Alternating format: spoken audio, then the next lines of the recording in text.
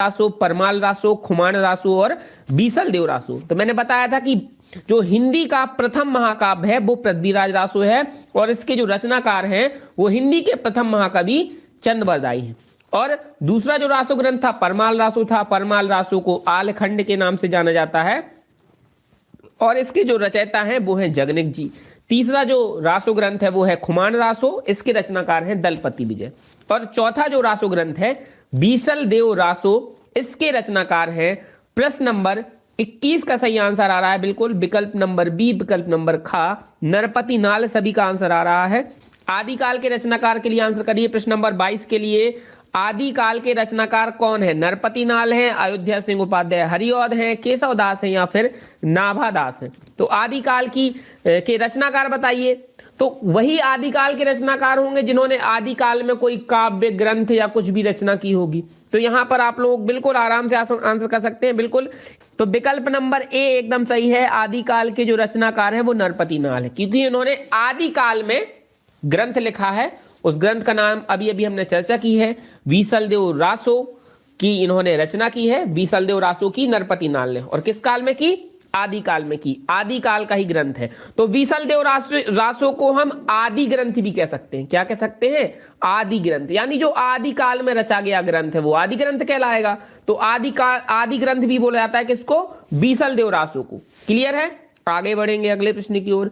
हिंदी साहित्य के आदिकाल के लिए बीज वपन काल नाम किसने दिया है? आंसर करिए।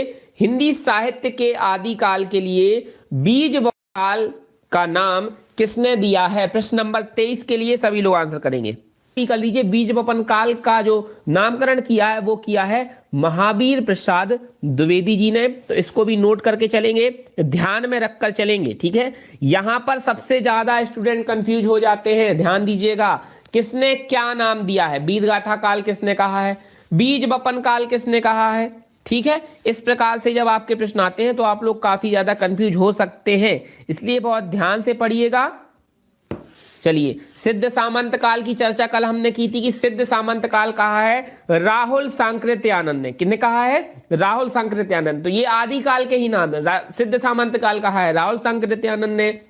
इसके अलावा बीज वपन काल कहा है महावीर प्रसाद द्विवेदी ने। अब वीरगाथा काल के लिए भी आगे प्रश्न आएंगे, तो ये चीजें एक जगह नोट कर लीजिए। ऐसे करिए कि आदिकाल के नामकरण इस तरह से नोट करिए, और जिसने भी नाम दिया है, जैसे बीज वपन काल दिया है तो महावीर प्रसाद द्विवेदी ने, सिद्ध सामंत काल कहा है राहुल सांकृत्यानंद, इस तरह से नोट करते चलिए। विद्यापति के पदों में कहीं कहीं पर पुट है। किस चीज का पुट देखने को मिलता है? विद्यापति के पदों में क्या पुट देखने को मिलता है? किस चीज का? श्रृंगार का, भक्ति का, नीति का, प्रशस्ति का? जल्दी से आंसर करेंगे। प्रश्न नंबर 24 के लिए विद्यापति के पदों में कहीं कहीं पर पुट देखने को मिलता है। किस चीज का देखने को मिलता है? चलिए बताइए। विद्यापति के पदों में हमें भक्ति का पुट देखने को मिलता है। विकल्प बी एकदम सही है, भक्ति का पुट देखने को मिलता है विद्यापति के पदों में। क्लियर है? आगे बढ़ते हैं अगले प्रश्न की ओर। आदिकाल का वीरगाथा काल नामकरण। देखिए, ये तीसरा नाम आ गया है आदिकाल का। पहले हमने पढ़ा है सिद्ध सामंत काल, राहुल सांकृत्यानंद ने कहा है। उसके बाद हमने पढ़ा है कि बीज वपन काल, महावीर प्रसाद द्विवेदी ने कहा है। अब वीरगाथा काल किसने कहा है? आंसर करना है। वीरगाथा काल किसने कहा है? अब सी आंसर सभी लोग के आ रहे हैं। आचार्य रामचंद्र शुक्ल जी ने वीरगाथा काल कहा है आदिकाल को। किन्होंने कहा है? आचार्य रामचंद्र शुक्ल जी ने। तो ये तीसरा नामकरण आप लोग नोट डाउन कर लीजिए। इन्हीं से प्रश्न बार बार आते हैं, कहीं बाहर से कोई प्रश्न नहीं पूछ लेगा। आउट ऑफ सिलेबस कुछ नहीं आता, बस लड़के बोल देते हैं कि आउट ऑफ सिलेबस आया। चीजों को एक बार में ही ऐसा पढ़ो कि आगे आपको उससे आने वाले प्रश्नों में गलती ना हो। यदि आपको पेपर में वीरगाथा काल, सिद्ध सामंत काल या फिर बीज वपन काल से संबंधित प्रश्न पूछा जाए तो अब गलत नहीं होना चाहिए। इस तरह से तैयार करो, ठीक है ना? चलिए, क्लियर है? आगे बढ़ेंगे। अमीर खुसरो की चर्चा निम्नलिखित में से किस में है? आंसर करना है प्रश्न नंबर 26 का। अमीर खुसरो की चर्चा किस में है? चलिए, विकल्प बी खालिक बारी बिल्कुल सही है।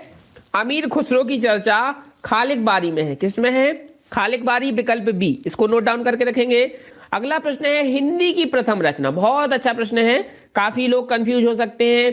हिंदी की प्रथम रचना कौन सी है? आंसर करिए।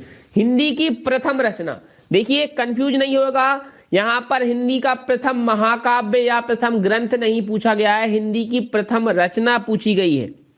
हिंदी की प्रथम रचना एकदम सही है। विकल्प बी, विकल्प खा जितने भी लोग आंसर कर रहे हैं, श्रावकाचार एकदम सही आंसर है आप सभी का। हिंदी की प्रथम रचना है श्रावकाचार और इसकी रचना की है देवसेन ने। किन्होंने की है? इसकी रचना की है देवसेन ने की है। इसको नोट डाउन कर लीजिएगा, देवसेन नोट डाउन कर लीजिएगा। देवसेन की रचना है श्रावकाचार। दोबारा लिख देते हैं, देवसेन नोट डाउन कर लीजिएगा।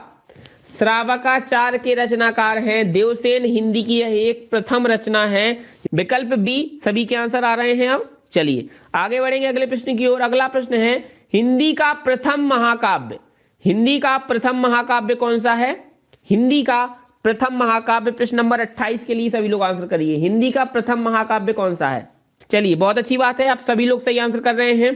पृथ्वीराज रासो। कल ही हमने चर्चा कर ली थी, कल सुबह तो नहीं, मतलब स्टार्ट में ही हमने ये चर्चा कर ली थी कि हिंदी का प्रथम महाकाव्य है पृथ्वीराज रासो। उसके बाद हमने 2-3 बार रिपीट भी कर लिया है। हिंदी का प्रथम महाकाव्य है पृथ्वीराज रासो और हिंदी के प्रथम महाकवि हैं जो पृथ्वीराज रासो के रचनाकार हैं चंद बरदाई। कौन है? चंद बरदाई। ये हिंदी के प्रथम महाकवि हैं और प्रथम महाकाव्य है पृथ्वीराज रासो। विकल्प सी एकदम सही आंसर है। आगे बढ़ेंगे। निम्नलिखित में से कौन सा ग्रंथ आदिकाल का है? प्रश्न में पूछा गया है कि कौन सा ग्रंथ आदिकाल का है। निम्नलिखित में से कौन सा ग्रंथ आदिकाल का है? रामचरितमानस, पद्मावत, पृथ्वीराज रासो या फिर कामायनी? आंसर करिए। आदिकाल का ग्रंथ, आदिकाल का ग्रंथ कौन सा है? तो ये भी सबसे बन जाना चाहिए।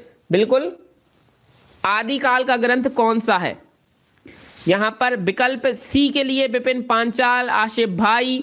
बिल्कुल कंफ्यूज मत होइए, आदिकाल का ग्रंथ यानी जिसकी रचना आदिकाल में हुई हो। तो देखिए पृथ्वीराज रासो की रचना आदिकाल में हुई है। अभी इसके पहले भी हमने एक बार चर्चा कर ली थी कि आदिकाल के रचनाकार बीसल देव रासो के रचनाकार नरपति नाल हैं। तो बीसल देव रासो, पृथ्वीराज रासो, परमाल रासो, ये सभी आपके आदिकाल के ही ग्रंथ हैं। तो यहां पर पृथ्वीराज रासो विकल्प सी बिल्कुल सही आंसर हो जाएगा।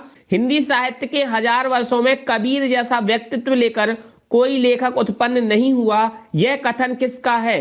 हिंदी साहित्य के 1000 वर्षों में कबीर जैसा व्यक्तित्व लेकर कोई लेखक उत्पन्न नहीं हुआ, यह किसका कथन है? हजारी प्रसाद द्विवेदी जी ने कहा है कि हिंदी साहित्य के 1000 वर्षों में कबीर जैसा व्यक्तित्व लेकर कोई लेखक उत्पन्न नहीं हुआ, ये कहा है हजारी प्रसाद द्विवेदी ने। विकल्प डी एकदम सही है आपका।